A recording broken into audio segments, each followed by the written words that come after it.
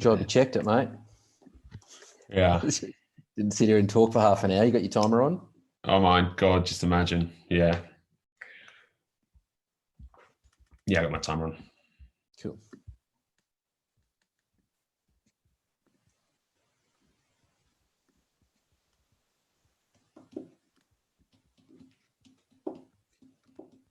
I was going to message everyone.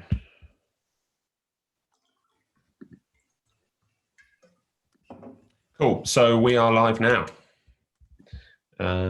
with our newer one. Hopefully people will join. Take two. Let's see. Perfect. People are watching now. So that's good. Great. Sorry, everyone. We had a technical hitch, which is very frustrating. So I'm sorry about that.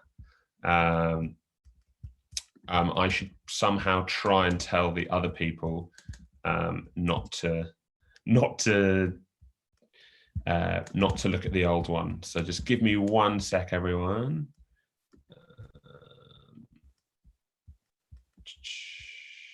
Okay.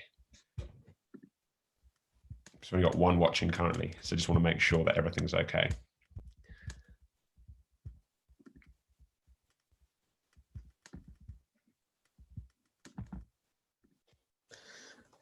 Okay. So we'll just go with this. Hello to you all, and thank you for joining another episode of Wine and Viticulture Education. Sorry for the technical hitch. My name is Gus Gluck, a London-based wine bar founder and professional taster. And I am Dr. Dylan Grigg, Australian viticulturalist, and you may know me by my Instagram handle, GDilla. Well, thank you for everyone who's joining us today. We've started this little channel to share our passion, and our objective in this series is to kind of bridge the world of wine consumption with its roots in growing grapes. Topics will be wide-ranging and most likely quite nerdy, as there is no set script. But you, the audience, are encouraged to throw ideas and opinions into the mix as we tease out and chew the fat on some trendy and not so trendy topics. And I have, Gus, I have been contacted by a few people that watch this after it's gone live. So, yeah. And I've taken some questions in the DM. So please just shoot us a question at any time and we can address it the following week. Perfect. This session is part 2 of Old Vines in the New World. But in the last session, we realized that the subject was quite huge. So we needed an extra session. So again, please ask any questions. There's a chat box to your right. So first question really is, which was one we really wanted to ask last week, but didn't have the time to, but should the terms old world and new world be updated? Because they're terms that have been there for, well, they're still used today. They are used today. It's a good question. I think we maybe touched on it last week. I don't recall. We did touch a little bit on it, but we could have maybe gone a bit further. Okay, so the homework should have been to come up with a solid new classification that's personally, I was thinking just treating stuff as northern or southern hemisphere might be more helpful in this era. But I don't know. It's just that, like, if people think of it as perspective of like the Judgment of Paris, that was in the 70s, and probably what the most important and widely written about wine tasting, which is the whole end goal of growing grapes, did really, like, terroir or sense of place really show through? And the answer really is like, well, no, really, well, if it was judged in that kind of type thing. So for 50 years, it's been not always applicable. Yeah, and it's always been old and new. I know when you're doing options, it's old and new, and for those new to the industry or new to wine tasting, to explain the fact that the oldest vines are in the new world and the oldest collection of genetic stock and the greatest genetic mix of vine varieties are in the new world. And we even have probably vines we haven't found yet that are extinct in the old world. It's already confusing. But for me, I don't know. I'm happy to stick with old world, with old signifying the roots, the home of the domestication of vitis and the home of winemaking. I think it's pretty clear. Because if you go north and south, I don't know, you've got China in north, don't you? You do, and they've probably been growing like wild vines for thousands of years as well. Potentially, but Yeah, in terms potentially of modern viticulture, they'd be New World. they would. They would. Yeah, but didn't Tony Jordan, like, that was his big thing, wasn't it? Like going to China and planting stuff or helping consulting. The late Tony Jordan. Yes, indeed, with LVMH. Yeah. So do you think that maybe, it's hard to say, but like if we're going to still use these parameters of old world and new world, does kind of winemaking kind of trump kind of sight or sense of place, do you think, when it comes to like sensing where something's from? Wow, you straight out with the big guns. Now we're I know. bridging sommelier, viticulturalist. There's a big gap in the middle. No, Yeah, but you've got experience on. Yep, Like, and in my opinion, potentially yes. Yeah. Potentially some winemaking methods for me can cloud the origin of where that fruit's come from. And you can have wines that are made of a style. They may have different qualities, and the styles may be unique to a certain region. That if it's emulated outside of it, it's, there's got a link. And you can see the similarities, but it's not cut and dry, unless you're a professional taster in the field. You know what I mean? Yeah, but even then, it's not cut and dry. I mean, again, it's like, yeah, from my background of just seeing people professionally taste, there's very few who truly like nail it every time, and so. Well, I think what doesn't year even matter. was it? Was it 2013 at Mac Forbes when we had who do we have? Daniel Nieport, and we had some Solid tasters. Solid tasters around the table, and this was 2013 or 14 or something. But anyway, there was a few more skinsy orangey wines coming out, and this whole old world, new world variety, man, everyone was all over the globe. Yeah. You know what I mean? Completely. Whereas if it's a little more classical, it's a little more refined into the origin of the site.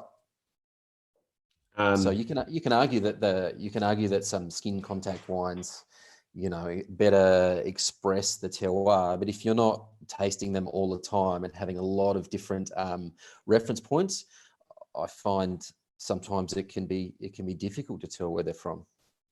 Yeah, like, I mean, they're actually, what lots of people don't, like, you maybe know, there's lots of like unusual white grape varieties grown in the south of Italy, and lots of those do have quite extended skin contacts. I mean, like in Campania, there's a grape called like Ansonico, and normally producers do give it skin contact, and it's just a character of the wine. So it's not so much discussed the winemaking; it's just like, that is Ansonica, which is like an interesting kind of way of looking at like intervention of winemaking. That it's still like, that's what those grapes should be doing. Exactly. But with that wine making, if it's the same variety grown elsewhere, do they have that same line, that same minerality or texture on the palate? That's the tricky thing. Did we digress? Are we still on old and new? Did we digress? We kind of still are. Well, I mean, we really are trying to talk about old vines, aren't we? Really, if that's a real. Well, then. So is that your question? Then does age matter? Or does age trump variety? Or yeah, well, yeah, like, does age trump variety? Does age? Well, age does not trump winemaking. That's for sure. But no, can it trump variety? And it doesn't trump viticulture either, because I think it was Aaron who noted or put a question up last time about old vine Shiraz in the Barossa, saying, yes, it can yield massively if it's overwatered.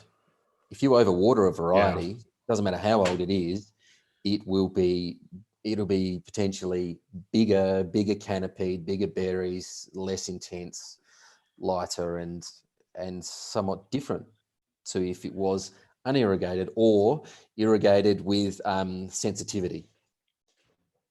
So basically that kind of, because actually that it'd be quite good to have a professional opinion on this, because it's always great to ask. And you know how certain people are very, rude about certain grape varieties. And I'm not talking in a viticultural sense, but in a sensual sense. So they say, this is bad. Well, surely the expressions that make those things bad are just because of poor viticulture or poor winemaking. Do you think that's true? What do you mean? People that have an aversion to a variety? Yeah, so they'll say great example. They say they don't like Sauvignon Blanc, but then you have someone like Gareth from Gentlefolks, she's Sauvignon Blanc, and it's like an awesome wine. So why would you feel that way?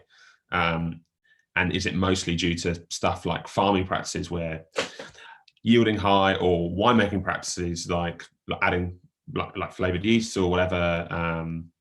I think it's a pretty tricky question to I know it's a tricky question, but it's quite a good one in a weird way because unwrap.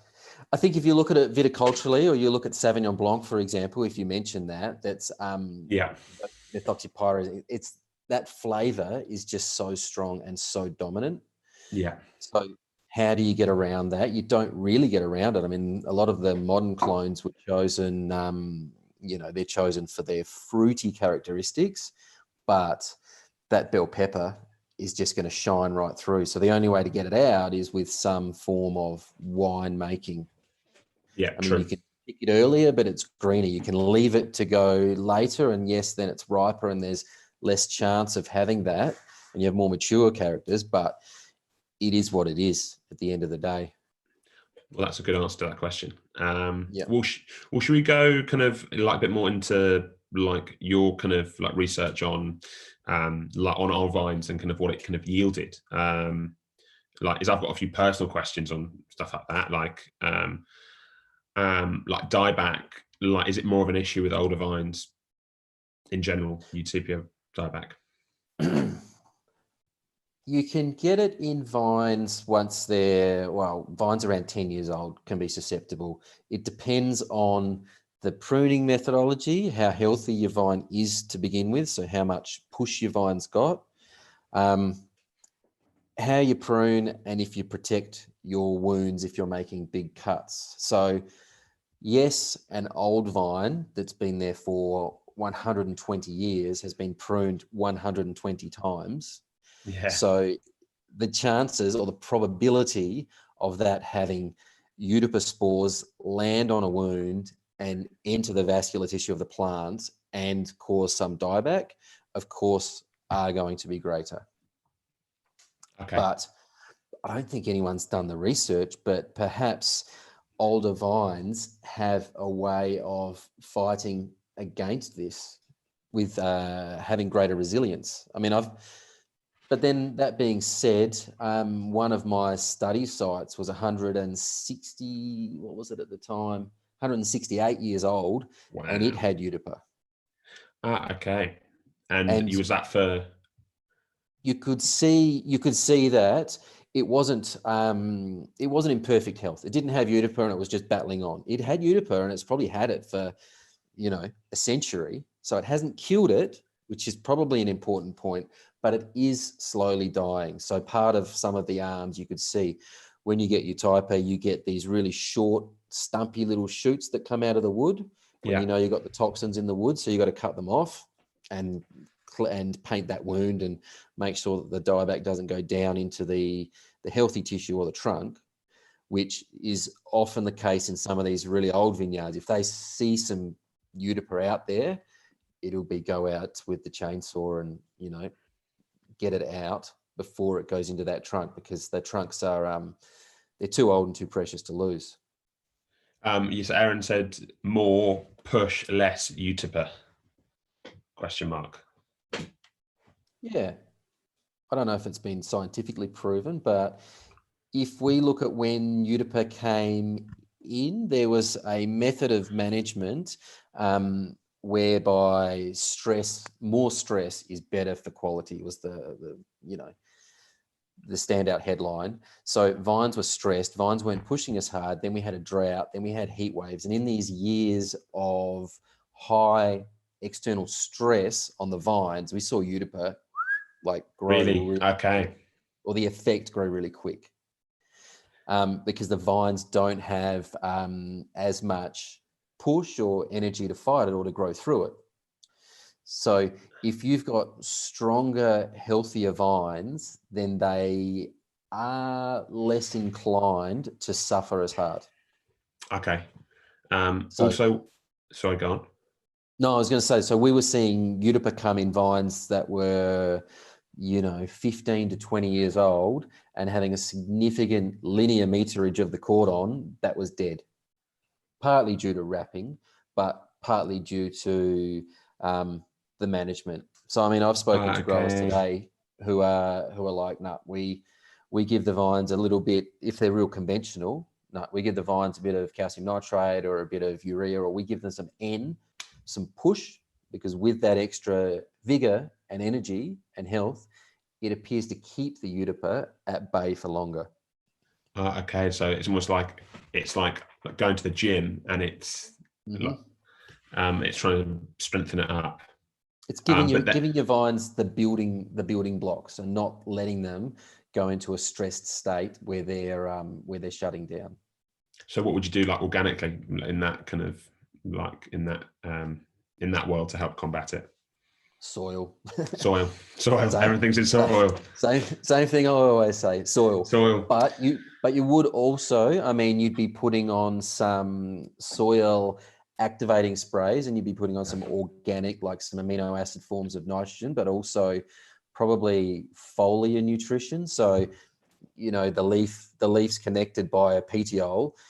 Around flowering, you pull a leaf off and you send those petioles away, and you can see what nutrients are free and available in the vine. Oh, wow. So that's sort of, what's in the soil because you do a soil test, but you don't know what's being taken up. Yeah.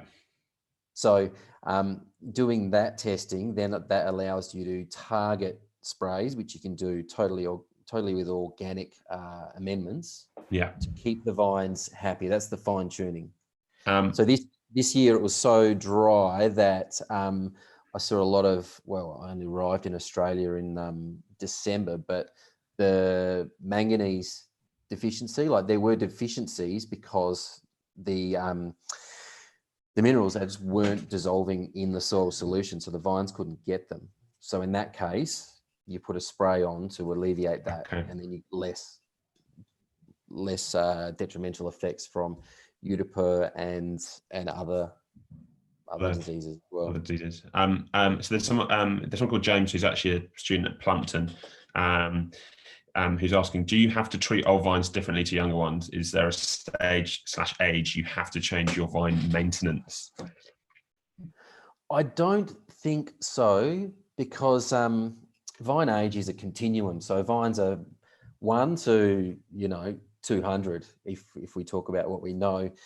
But I think if you're working for a company or you're in a vineyard that's being managed for the long term, I think you wear a slightly different cap to one that's in a more conventional and commercially managed way. So even if you're in a conventional, commercially managed vineyard, which all vineyards should be commercially viable, 100%. You might get to 20, 25, 30 years and go, right, wow, we're going to hold this block, and this block's going to be here for 60, 70, 80. You might think decades in the future with your canopy management and your pruning. Or you might be lucky enough to work for a company that's planted vines this year, and they're saying, look, these are for my great grandkids. And you're going to think ahead. So you're going to manage those crowns, manage that pruning so that structure can stay in that place for a long time, which 20 years ago, even when there was a big push, I saw it in Spain, but I saw it in Australia, and South America is the same, and North America too probably, is get the vines up, get them on, prune them, crop them. And then it's like 20 years down the trail, oh, hang on a minute. These cordons are getting bigger and we can't get our machines in, and the cordons are up to the foliage wire. makes our foliage wire redundant. What are we going to do, you Yeah. know? So then you cut them off at the trunk and restart. If you're growing vines to be 168, or these vines in the Barossa would be 170 now, and look at how they were trained to start with. They were super low, like backbreakers, like just off the ground. Yeah. Then they put a little trellis in, so they went up a bit more, and then they put another trellis in, or machine harvesting came in, and they came up again. So you look at the progression; they were slowly getting higher. So they never had this big, massive surgery to cut them back. So I Yeah. think that's probably a key thing, is to, if I did answer your question, is to plan with a vision to the future. There's not a cutoff point at 35 years, right? We do this, but the caveat is you also have to manage your soil, because you can't change the soil every year, Yeah. and you can't go thrashing it for 35 or for 10, 15, for any amount of time. And if your finger's on the pulse, you'll see the soil change and hopefully get into a rhythm, and you'll see the vines get into a steady rhythm and momentum that might change with the decades. The first 20 will be one style, the next 20 will be another style, and you'll need to be attentive with the management. Also, like in the last session, we kind of, like, you kind of touched on it, but didn't expand massively because it was quite big. But I forgot what the word was called, but it was like vine or plant memory, which was Epigenetics. Epigenetics, and that just seemed like an amazing kind of thing. So, like, has there been much research done on epigenetics? Wow, this is where I'm not completely on top of the field now in the last year and a half or year or so, to see where we are currently at. But it's not an emerging science. You'll hear about epigenetics all over the place. But to introduce it quickly, did I introduce it last week? I don't recall. It was really like brief. It was, you like dropped the knowledge bomb and then just left it there to do its damage. If we rewind a little bit, I'll try and give you a brief intro, and then if you don't get it, just tell me. Yeah, cool. So vines have got DNA. We've all got DNA, right? Vines are sessile, so they can't move to change their position if they're not happy. So they've adapted methods to change their gene expression, which is the gene. There's the genotype, and the expression of that is the phenotype, which is the shape of the leaf, the color of the fruit, or how the shoots grow, right? Yeah. So between genotype and phenotype is expression of the genetic information. Now, epigenetics is, epi being above, is above genetics. It goes in between gene expression to silence, or my phone's going off, to switch on or off gene regions based on the environmental pressures. Okay. So the vine adapts to Yeah. the environment. So there's a really classic example, which is with the holly plant, which grows round leaves, but if it's chewed on by a deer, the new shoots will have spikes on the leaves. That's wild. Genetically, they're identical, but Yeah. they've shown that that it's epigenetically controlled, a response against herbivory, or being chewed. And there's heaps of these examples in science, in plants. So I studied it a little bit in grapevines, because it's shown that epigenetic modifications. So if your book is the DNA, the epigenetic modification is the Muscat Gordo Blanco is the dog ear on the page, so that you remember it. So if you plant a vine, and it's a baby vine, and it grows and it goes through like a really tough year, like, let's put it in this Australian context that I know well. Vines are planted in the 1880s, and they've gone 20 years to the 1900s. They're 30 years old, and they've got a killer drought. Like, there's not water to go around. They stress really hard. And then each time we know that a stress is imposed on a plant, the next time that same stress is imposed on that plant, the plant stresses less. Okay. Which is an epigenetic mechanism. The DNA hasn't changed, but the response to the environment has. So Did I lose you? No, not at all. No, and it's far more like it's starting to expand my brain into like just concepts that sometimes frustrating, but like when people talk about like sense of place or terroir and things like that, it's like epigenetics seems to be like a major part of those concepts, of those romantic concepts. Yeah, completely. Or epigenetics, I guess, is true. It's terroir. It's adaptation to site or to location. So I had five study sites, right? And at each of those sites, I had old vines and I had young vines that were vegetatively propagated from the old vines, like right next door. Same soil type, same management, same everything. Now, I did a genetic analysis and they were like this. They're all Shiraz. I did the epigenetic analysis and they were like this. They're all close to it. Well, they were similar to each other based on site, because at those specific sites, they had a closer relationship, which was the soil. So the soils, the sun, the nutrition, everything was more closely related to each site than between the group. And there was only, and then at 49 years of age, the methylation profile, so the epigenetic dog ears, if you will, the bookmarks, the fingerprints, started to diverge from old and young. So the young had a different memory to the old. So that's what you just call it as, is like it's basically vine memory. It's like a plant memory. Yep. Yeah. It's pretty amazing. Yeah, it's amazing. I mean, there's studies where they have pre-stressed plants in a nursery and then put them out in the field and they've remembered that stress. That's pretty wild.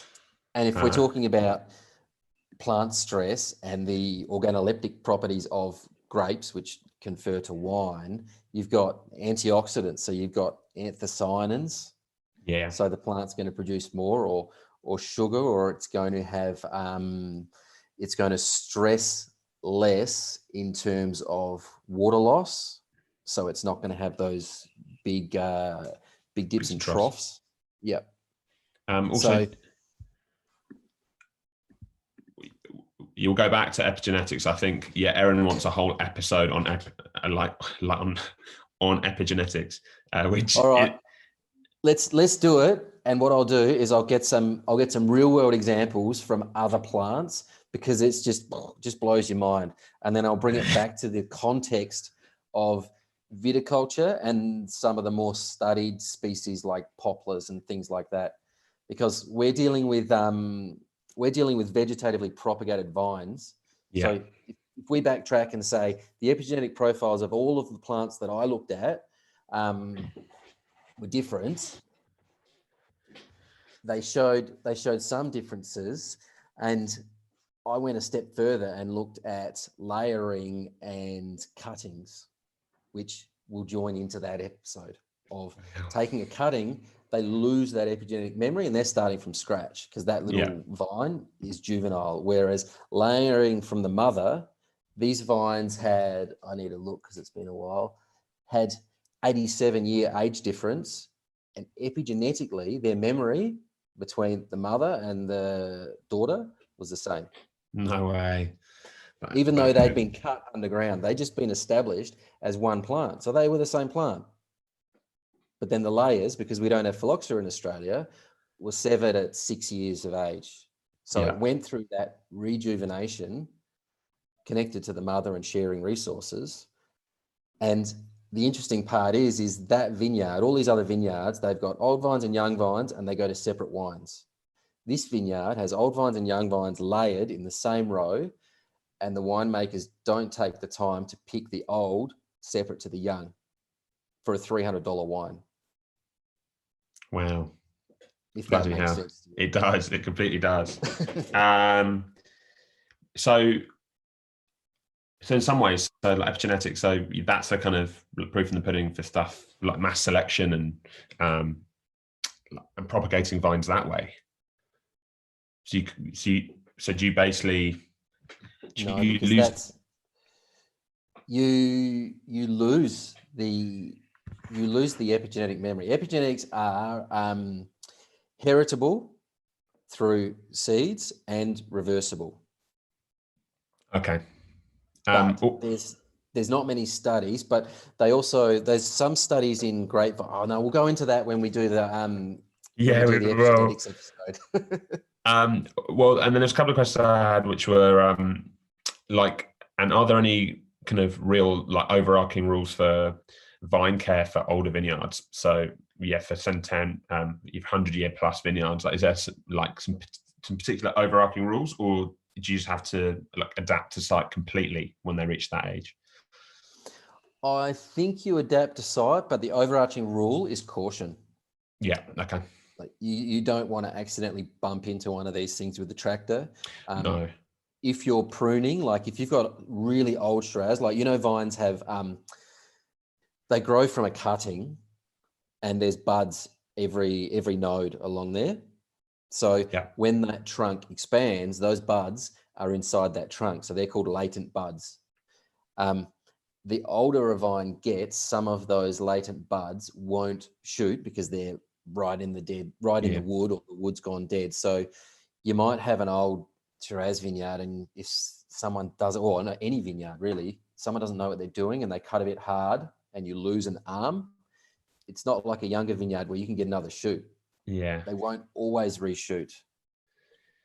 So that's why lots of producers who have those vineyards like to prune themselves or have one person do it. Totally. It's really fundamental to that.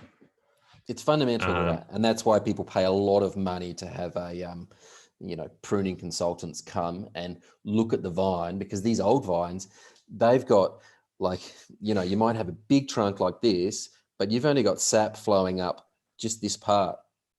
And as it goes up, it twists around and comes up and over like this. You need to look and you need to be able to tell the difference between bark that's conducting the life through to the vine and wood that's dead, dying, or old. And then you need to follow that and make sure that you're always pruning in the correct manner for the vines. Also, there was another thing that we touched on last time, which was use age classifications, especially in the US. And how it's quite hard to test vine age. Do you remember kind of discussing it on the last one? Yeah. I guess when I made the point about the US, the Historic Vineyard Society have done, from what I can gather, a really good job of identifying old vineyards and, putting a little plaque and having a register and DNA testing the varieties and actually having a record where there's not that many other places that have got a proper record to look after the heritage of these old vineyards. And I mean proper old, not 35 years. I mean like 150, 180. For me, the US must have some really old vineyards. They must have some really old vineyards, which they do. They've got, they do. But I mean, they went through. Yeah, we went through. I think Mission is one of the older varieties. Yeah. I mean, they went through the Prohibition era. We went through the vine pull. They also went through Phylloxera, so they've had a bit of a double selection. But they've got similarly old vineyards to Australia. I'd say we're kind of on par. And between us, we've got some of the oldest examples of these European varieties like Grenache, Shiraz, Mataro. Hey, there we are. Abel's Ephesus. Yep. If anyone's watching, you said, Dennis, do you help Abel with? Abel's a good mate, and I've been working with him since 13. But they're really soulful wines from Barossa, and they're really definitive of I don't know, like they speak to people not of like how they're made, but of where they're from, which I think is really, really cool. And these sort of conversations that we're having, Gus, if I go out to see Abel and we're walking through a vineyard, we have these for way too long about all sorts of things. But like if you're anywhere in the world, do look up Rugabellus wines because they are really, really special and aren't very well represented like anywhere really, or like understood because they say Barossa on the label. And they're not like typically, would you say, yeah, like they're not very typical. But yeah.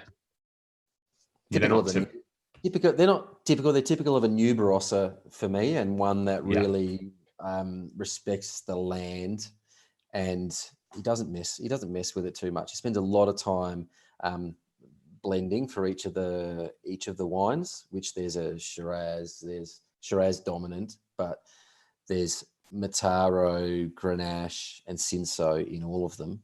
But there's a Shiraz dominant, Mataro dominant, Grenache dominant. But anyway, we turned into a wine show. So sorry about that. No, and I thought it was important sometimes just to relate back to the fact that that's the end product, and it's sometimes nice to showcase someone that you've helped out, and also you worked with old vines. Adelina, there it is. Boom. Adelina, Clare Valley, Old Vine, Grenache. There's another one.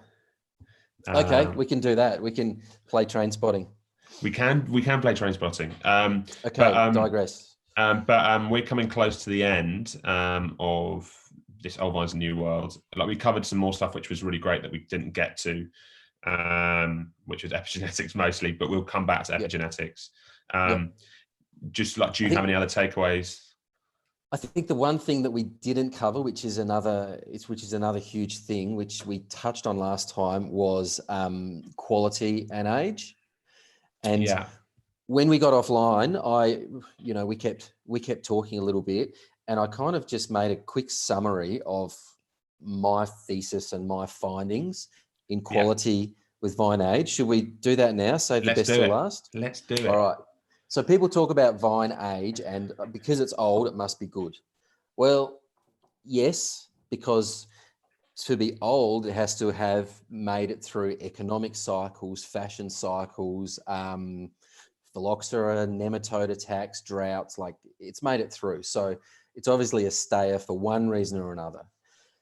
Some vineyards will have been irrigated or nannied through that are not necessarily great, but they can be old. But generally, there's a good reason why a vineyard gets to be old. And when it comes to quality and people say, oh, because it's old, it must be good. Well, it's part of the way because of what I just said. There's drivers that'll get it there, but I don't think it's necessarily true. There are some old vineyards that, have been propped up for too long. But when it comes down to vine age, I think vine age has a definite influence on fruit quality and wine quality. So if I run through, like I think I did with you, Gus, the five or seven, I don't know, the chapters of my thesis, it was like grape growth, so phenology, grapevine biology. Is there much difference? I didn't find much difference between old and young. The old vines sometimes had more vegetative vigor than the young vines. When it came to fruit chemistry, there wasn't, I was hoping to find differences, but in basic chemistry and the things people talk about, like old vines have small berries, that didn't hold true in my example either. Sensory of grape berries, there was a slight difference.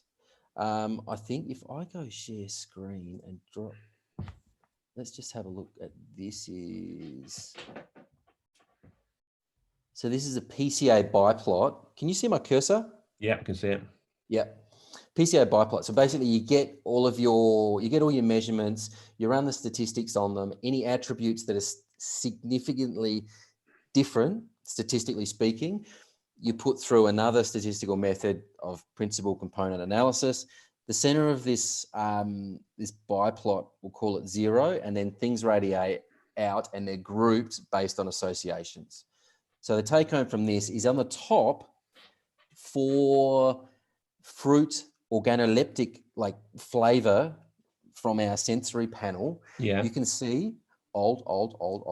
So everything above the line, those characters are driven by old vines. Oh, wow.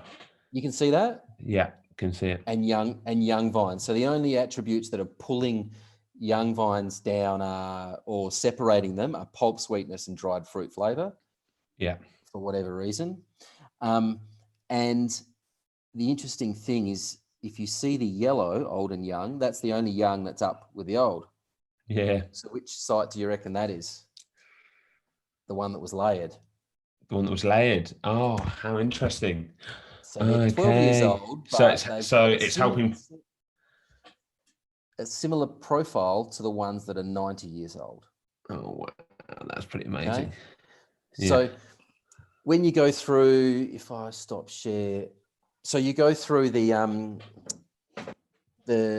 chemistry measures and even the tannin, or actually the papers, we're still working on the paper looking at the tannin profiles, but there wasn't a great deal of difference when it was statistically speaking. If I didn't put statistics over it, you could tell there was difference.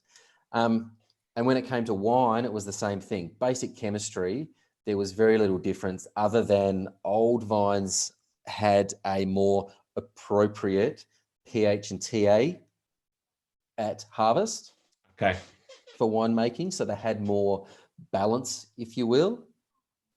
And in terms of the chemistry measures, there wasn't much difference. But then if you look at what the flavor, what the palate saw, which is what can we argue is more refined than pH, TA, anthocyanins and tannins, we saw a similar trend, which this one, sorry, I haven't opened this 300-page document for a while. So this is wine.